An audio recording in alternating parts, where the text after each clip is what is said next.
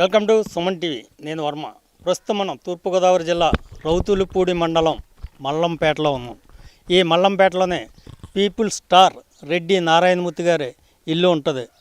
అప్పుడు ఆ రెడ్డి నారాయణమూర్తి గారి ఇంట్లో ఎవరెవరు ఉన్నారు, రెడ్డి నారాయణమూర్తి గారి బంధుగణం ఈ ఊరిలో ఎవరెవరు, రెడ్డి నారాయణమూర్తి గారు చిన్నప్పుడు ఎక్కడ చదివారు, ఆయన ఎప్పుడు సినిమా రంగ ప్రవేశం చేశారన్నది తెలుసుకునే ప్రయత్నం చేద్దాం.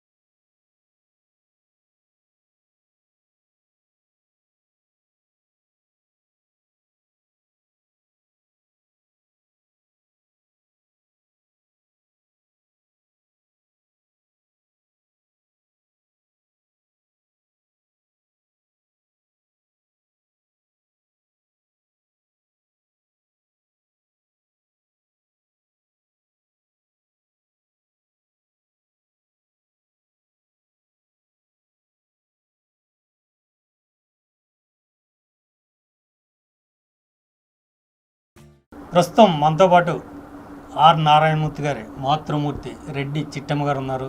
ఎంతమంది పిల్లలు మీకు? 4 మగ పిల్లలు, 3 ఆడపిల్లలు. ఏమేం చేస్తుంటారు మిగతా వాళ్ళు? పెద్ద అబ్బాయి ఏమో పెద్ద రాజకీయ నాయకుడు. రాజకీయ నాయకుడా? రౌతులపూడి మండలం తెచ్చాడు. బుల్లి అబ్బాయే. పెద్ద అబ్బాయి బుల్లబ్బాయి. రెండు ఆ తర్వాత అమ్మాయి తర్వాత నారాయణమూర్తి మూడోవాడు. ఆ తర్వాత ఈ అబ్బాయి నారాయణమూర్తి తర్వాత అబ్బాయి. వ్యవసాయం బాగా చేసుకుంటాడు ఇతనే. మా పేరు నిలబెట్టినాడు ఇతనే వ్యవసాయంలో చేయడానికి. రామకృష్ణ ఏమో రాతపూలు ఆయిల్ బంకు పెట్టించుకొని అక్కడ ఉంటాడు. ఊరంతస్తులు మేడ కట్టాడు. 2 అమ్మాయిలు జగంపేట. ఇక్కడ చెన్నైపాలు మాత్రం మొకాస జగంపేట అంటారు. జగంపేట ఆ ఊరు. అమ్మాయినేమో చెన్నైపాలు చిన్నపిల్ల. ఈ అబ్బాయికి వ్యాపారం. బాబులేమో హాస్పిటల్ కట్టించాడు. ముందు పశువుల హాస్పిటల్ కట్టించాడు. సాయిబాబు గుడికి ఇచ్చాడు. రౌతులపూడికి. మా పుట్టినూరు మా తాతగారు ఊరు అని అన్నీ చేశాడు. 7 కొవ్వులకి ఇచ్చాడు రూపాయలు. ముల్లపూడి ఇచ్చాడు. ఆంజనేయుల బొమ్మకి, హై స్కూల్కి.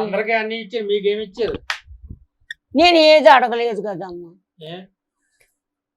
అందరికి కొడుకులందరికి పెద్ద పెద్ద ఇల్లు ఉన్నాయి కదా, మీకు కూడా ఇల్లు కట్టించకుండా పోయారా? నాకెందుకమ్మా చెప్పు. ఇంక ఎలా ఉంటాం, రేపు పోతాం. నాకెందుకు ఇల్లు? ఎవరు కాళే కట్టుకుంటున్నారు కదా. నాకెందుకు బాబు? ఈ పిల్లలు ఉన్నారంటే ఇక్కడ ఉంటారా? నా ప్రాణం ఉందని చెప్పి కానీ వాళ్ళు అక్కడ ఇల్లు కడుతున్నారు. చిన్నపిల్లగారు చెన్నైపాలి అని. నారాయణమూర్తి గారు హైదరాబాద్ లో ఇల్లు కట్టుకోలేదా? లేదు. మరి కట్టుకోమని చెప్పాలి కదా మీరు. చాలా చుట్లు చెప్పారు. ఏమంటారు? ఎంతో మంది చెప్పారు. నేను చెప్పడం ఏంటి ఏటమ్మా. ఇంకైనా ఇల్లు వినలేదు. పెదలో పంచి పెట్టడం అది ఏటమ్మా. అలా చేసుకున్నాడు ఏటమ్మా. రూపాయి దాచుకోలేదు. ఏమో ఎక్కడ దానం చేసుకుంటున్నాడో చూస్తున్నామా ఏటమ్మా. మరి అడగలేదా? మరి తల్లిగా మీరు అడగాలి కదా. ఏమడుగుతావు బాబు? నేను ఒకటి అడిగాను. ఆయనకు వచ్చిన వీడి అమ్మా జోగిబాబు లాంటి వాళ్ళు ఎంతమంది ఉన్నారు అన్నాడు. ఎందుకు బాబు అన్నాను. చాలా కొంత మొక్క ఇచ్చేద్దారని. ఒక్కొక్కరికి 12 చక్రాలు వచ్చింది. చాలా కొంత ఇచ్చేస్తారు. ఆయనకి ఏమి ఇష్టం? ఇక్కడికి వస్తే ఏమడుగుతాడైనా? గోంగూర పచ్చడి. గోంగూర పచ్చడి చెయ్యమ్మ అంటాడు. ఎప్పుడన్నా భోంచేస్తేని, లేకపోతే టైం మించిపోతే కచ్చిపూడిలో భోంచేసేసామని పొట్టల్లో. కానీ టైంగా వచ్చేది. చేపల పులుసు ఇష్టం అంటే కదా? చేపల పులుసు ఇష్టమే. చేపలు ఇష్టం.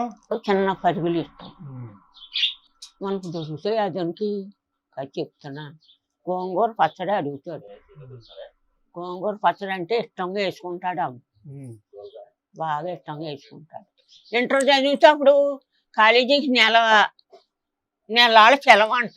ఉమ్, ఇంటికి వచ్చాడు. ఉమ్, మళ్ళీ వాళ్ళ ఆన్సర్ చెప్తే భయం. ఉమ్, అంతగా ఎక్కడికి వెళ్తావు ఎదవో అంటాడని. ఉమ్, అమ్మ అమ్మ ఉమ్, మా కాలేజీకి నెలాళ్ళ సెలవు, ఉమ్, సరదాగా మద్రాసు చూసి వస్తానే అన్నాడు. ఉమ్, నీకు టికెట్ ఎంత అవుతుంది బాబు డబ్బులు అన్నాడు. 70 రూపాయలు ఇయ్యి చాలు అన్నాడు. ఆ, మమ్మల్ని బస్సుల్లోనూ స్టూడెంట్లు కదా నారీల మీద ఎక్కించుకుంటారు, 70 రూపాయలు ఇయ్యి చాలు అన్నాడు. ఉమ్, ఇంటర్ చదువుతావు. ఉమ్, ఆ 70 రూపాయలు పట్టుకొని మద్రాసు వెళ్ళాడు. ఉమ్, వెళ్ళి సినిమాలు తీయకముందు చదువుకుంటానే చాలా చాలా సినిమాలు ఇచ్చేవాడు, మళ్ళీ వచ్చి చదువుకుంటేవాడు పెద్దాపురాలు. ఉమ్, అట్లా చానాట్లో ఉన్నాడు. సోన్ బాబుతో మైనేరు బాబు సినిమాలో ఉన్నాడు. ఉమ్, ఆ? ఉమ్, రామారావు గారితో ఉన్నాడు. ఉమ్, ఓ మనిషి కూడా రోడ్డు పడి చాలా సినిమా చిల్లర కూడా చిట్టమ్మ ఇవన్నీ చాలా సినిమాల్లో ఉన్నాడు. ఉమ్. ఏటమ్మా మీ ఊర్లో నువ్వులో రాంకోలు కట్టించాను నేను అడిగాను కదా బాబు. ఉమ్. ఏమని అడిగారు మీరు? బాబులే ఏం కావాలమ్మా నీకని అడిగాడు. ఉమ్, నాకేమొద్దు రాంకోలు కట్టించు బాబు అన్నాను. ఉమ్, ఇంకా అదే ఏటమ్మా మరి అందరికీ డబ్బులు పంచిపెట్టాడు. ఉమ్. అందరికీ పంచిపెట్టాడు.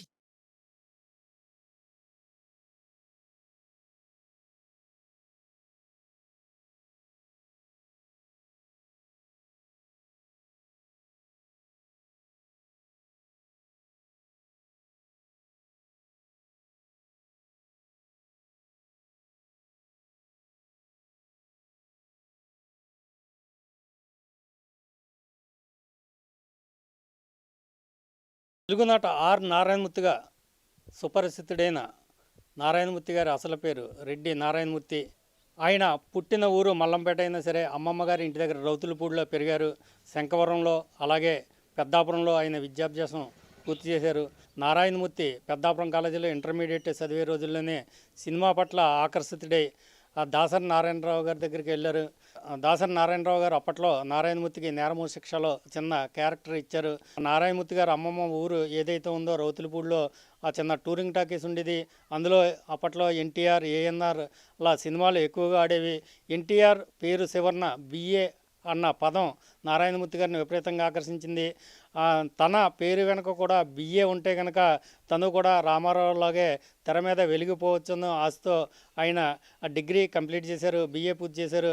ఆ బిఏ పూర్తయిన తర్వాత మళ్ళీ సినిమాల్లో వేషాలు వెతుక్కుంటూ నారాయణమూర్తి మద్రాసులో అడుగుపెట్టినప్పటికి కూడా ఆయనకి అంతగా ఆదరణ లభించలేదు. ఈ క్రమంలోనే దాసరి నారాయణరావు మళ్ళీ ఆ నీడ ఆ సినిమాలో నారాయణమూర్తి క్యారెక్టర్ ఇచ్చారు. అలాగే సంగీత సినిమాలో హీరోగా కూడా పరిచయం చేశారు. అయినప్పటికీ కూడా నారాయణమూర్తికి అనుకున్నంత సక్సెస్ రాలేదు. సినిమాల్లో ఏవో చిన్న చితక క్యారెక్టర్ చేస్తూ గడుపుతూ వచ్చిన నారాయణమూర్తి గారు నిర్మాతగా అవతరిస్తే కానీ సినిమా రంగంలో తను అనుకున్నది సాధించలేనని తెలిసి స్నేహ చిత్ర బ్యానర్ని స్థాపించారు. ఆ బ్యానర్ మీదే అర్ధరాత్రి స్వతంత్రం నుంచి రైతన్న వరకు చాలా సినిమాలు నిర్మించారు. మనం ప్రధానంగా చూసుకుంటే కనుక ఆర్ నారాయణమూర్తి మొత్తం 37 సినిమాల్లో హీరోగా నటించారు. అలాగే 50 వరకు సినిమాల్లో యాక్టర్గా కూడా కనిపించారు.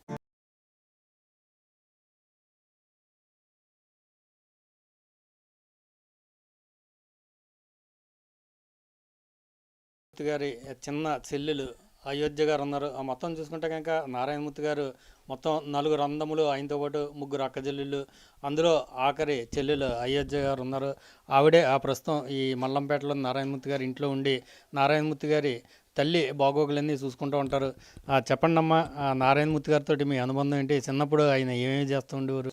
ఇంకా మాకు అందరికీ సంతోషమే కదండి. మన అందరికీ కూడా అందరూ కూడా ఇటేపు వాళ్ళు అందరూ అన్నయ్య అంటే ఇదిగా చూసేవారండి. బళ్ళు కట్టుకొని వెళ్ళేవారండి, బాగా చూసేవారండి. ఇప్పుడు అంటే టీవీలో అవి వచ్చేసి సినిమాలు అంత ఇది లేదు కానండి, అప్పుడైతే బాగా ఎక్కువ సినిమాలకు వెళ్ళిపోయేవారు కదండి. ఏ సినిమాలు ఇష్టం అండి మీ అన్నయ్య సినిమాలు మీకు? ఏ సినిమా వచ్చినా రిలీజ్కి వెళ్ళిపోతామండి. తుని కానీ కాకినాడ కానీ వస్తే రౌతులపూడి ఎప్పుడో కానీ రిలీజ్ ఇవ్వరు కదండి ఇక్కడికి. తుని వచ్చినా కాకినాడ వచ్చినా వెళ్తామండి అందరం కూడా.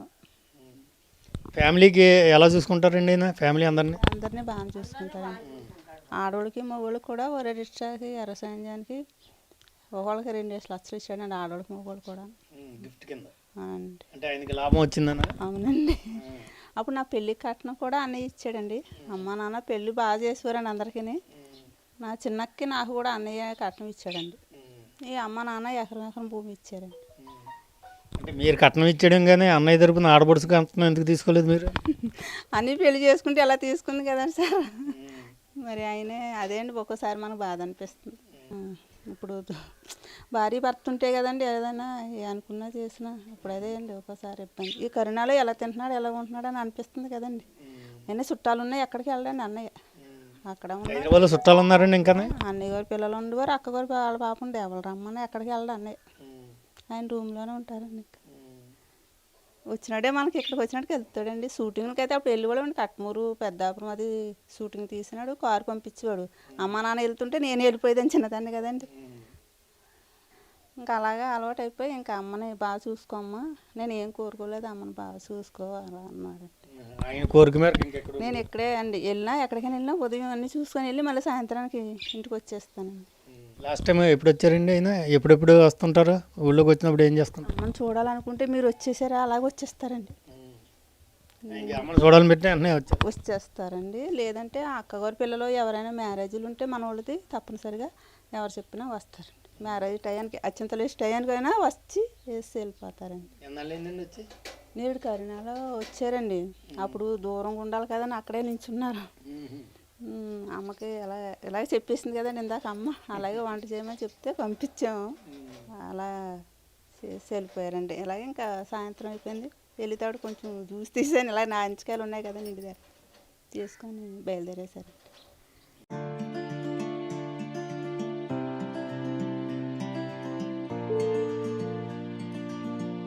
అభ్యుదయం విప్లవాత్మక సినిమాలతో తెలుగు చలనచిత్ర చరిత్రలో తనకంటూ ఒక ప్రత్యేక పేజీని సృష్టించుకున్న ఆర్ నారాయణమూర్తి గారు కాలేజీ డేస్ నుంచి కూడా విద్యార్థి ఉద్యమాల్లో పాల్గొన్నారు.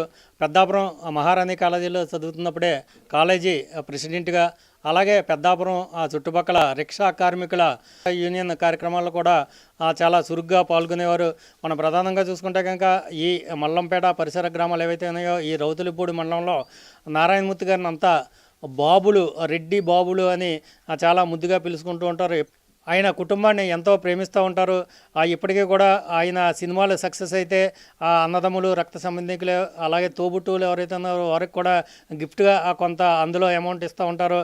ఎన్నో విజయవంతమైన సినిమాలు నిర్మించిన నారాయణమూర్తి గారు తనకంటూ ఒక సొంత ఇంటిని కానీ సొంత కారును కూడా కొనుక్కోలేదు. తను సంపాదించిన ప్రతి పైసాను ప్రజోపయోగాల కోసం ఖర్చు పెడుతున్నాడని మెచ్చుకుంటూనే తనకంటూ సొంత ఇంటిని కూడా ఏర్పాటు చేసుకోలేకపోయాడని నారాయణమూర్తి పరిచయస్తులు కావచ్చు, అలాగే బంధుమిత్రులు కావచ్చు, సొంత కుటుంబీకులు కూడా ఆవేదన చెందుతూ ఉన్నారు.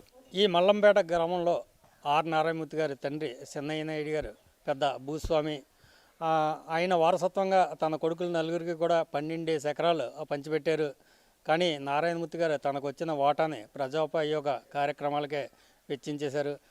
అదేవిధంగా తను సంపాదించిన సొమ్ముతో తల్లి కోరిక మేరకు ఆయన ఈ రామాలయాన్ని కట్టించారు. అదేవిధంగా ఊరికి రక్షిత మంచినీటి సరఫరా లేదని తెలియడంతోనే పక్క నియోజకవర్గంలోనే అయ్యన్న పాత్రుడి గారు అప్పుడు మినిస్టర్గా ఉండడంతో అయ్యన్న పాత్రుడి గారికి చెప్పి ఊరికి మంచినీటి సరఫరాను కూడా తెచ్చారు. నారాయణమూర్తి గారు అయితే ఎప్పుడు హైదరాబాద్లో ఉంటారండి, అప్పుడప్పుడు వచ్చి వెళ్ళిపోతుంటారండి.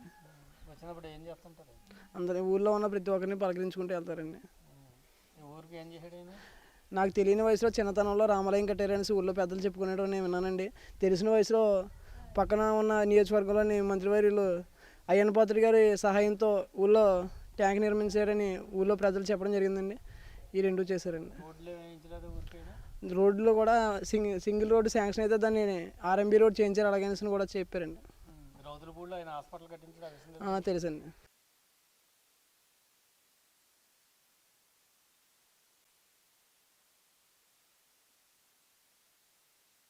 సినిమా రంగంలో 1-2 సినిమాలు విజయవంతమైతే ఇంకా డైరెక్టర్ కానీ హీరో కానీ ఇంకా లైఫ్లో సెటిల్ అయిపోయినట్లుగా మనకు కనపడుతూ ఉంటారు.